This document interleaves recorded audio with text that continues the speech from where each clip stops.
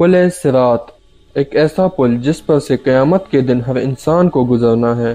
یہ پل بال سے زیادہ باریک، تلوار سے زیادہ تیز اور آگ سے زیادہ گرم ہے۔ جہنم کے اوپر ایک پل ہے جسے صراط کہتے ہیں۔ ہر انسان کو اس پل پر سے گزرنا ہے کیونکہ یہی جنت کا راستہ ہے۔ اس پل پر گزرتے وقت ہر شخص کی حالت جدا ہوگی، یعنی ہر شخص اپنے اعمال کے مطابق اس پل کو پار کرے گا۔ جس کے اعمال نیک اور اچھے ہوں گے وہ آسانی سے اس پل کو پار کر لے گا، اور جس نے دنیا میں برے اعمال اور گناہ کیے ہوں گے اسے اس پل کو پار کرتے وقت مشکلات پیش ہوں گی۔ کچھ لوگ اس پل کو بجلی کی طرح پار کر لیں گے تو کچھ لوگ تیز رفتار گھوڑے کی طرح، کچھ گرتے لرزتے اور کچھ جہنم میں جا گریں گے۔ پل صراط کو سب سے پہلے ہمارے پیارے نبی حضرت محمد صلی اللہ علیہ وآلہ وسلم پار کریں گے، اور اس کے بعد آپ صلی اللہ علیہ وسلم کی امت۔ پل صراط کو پار کرنے کے لیے ہمیں 7 مرحلوں پر سے گزرنا ہوگا، جس میں ہم سے 7 سوال کیے جائیں گے۔ جو شخص ان 7 مرحلوں کو پار کر لے گا اسے جنت میں ڈال دیا جائے گا، اور جو اسے پار کرنے میں ناکام رہا اسے جہنم میں ڈال دیا جائے گا۔ 7 مرحلوں کے 7 سوالات۔ پہلے مرحلے میں جو پہلا سوال ہوگا وہ ہمارے ایمان کے بارے میں ہوگا۔ ایمان کے ان 6 ارکان کے بارے میں پوچھا جائے گا، جن میں اللہ پر ایمان، مقدس کتابوں پر ایمان، فرشتوں پر ایمان، تمام پیغمبروں اور نبیوں پر ایمان، روز آخرت پر ایمان، اور اچھی اور بری تقدیر پر ایمان۔ جب کوئی ان تمام باتوں میں کامیاب ہوگا تو اسے اگلے مرحلے میں بھیج دیا جائے گا، جہاں اس سے نماز کے بارے میں پوچھا جائے گا، کیونکہ ایمان کے بعد دین اسلام کا سب سے اہم ستون اور اس کے بنیادی ارکان میں سے ایک ہے۔ ہماری نمازیں جتنی مکمل اور خالص ہوں گی ہمارا حساب اتنا ہی آسان ہوگا، لیکن اگر ہماری نمازیں صحیح نہیں ہیں تو شاید ہمارے عقیدے کی عمارت گر جائے گی۔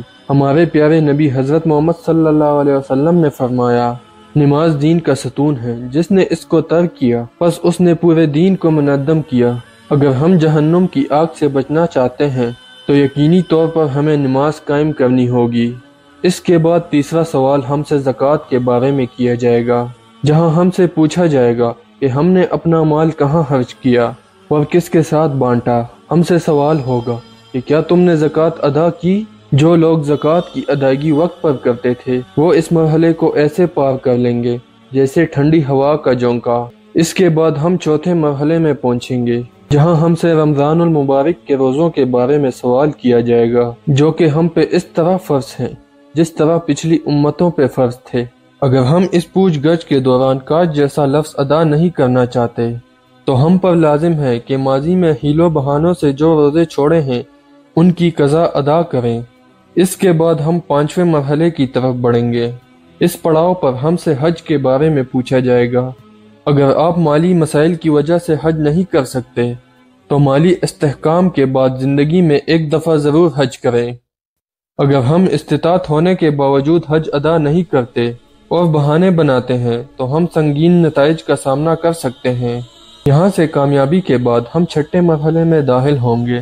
یہاں ہم سے وضو اور غسل کے متعلق سوال ہوگا، جس کے ذریعے ہم پاک صاف ہو کر اللہ کی عبادت کے لیے تیار ہوتے ہیں۔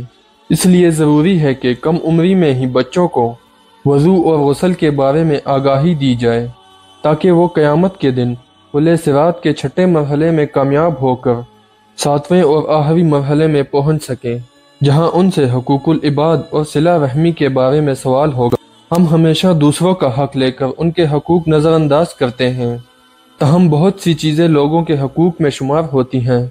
بعض اوقات ہم ایسا لا علمی میں کرتے ہیں اور بعض اوقات ہم جان بوجھ کر ایسا کرتے ہیں یہ سمجھ کر کہ کچھ نہیں ہوگا۔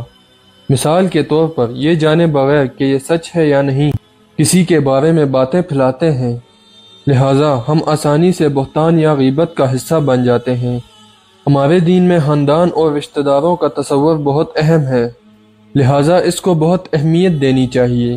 ہو سکتا ہے کہ ہم اپنے تمام رشتہ داروں کے ساتھ ہمیشہ نہ رہیں، ہمیں ان کے کچھ رویے ناپسند ہوں، لیکن ہمیں ان سے مکمل قطع تعلق نہیں کرنا چاہیے۔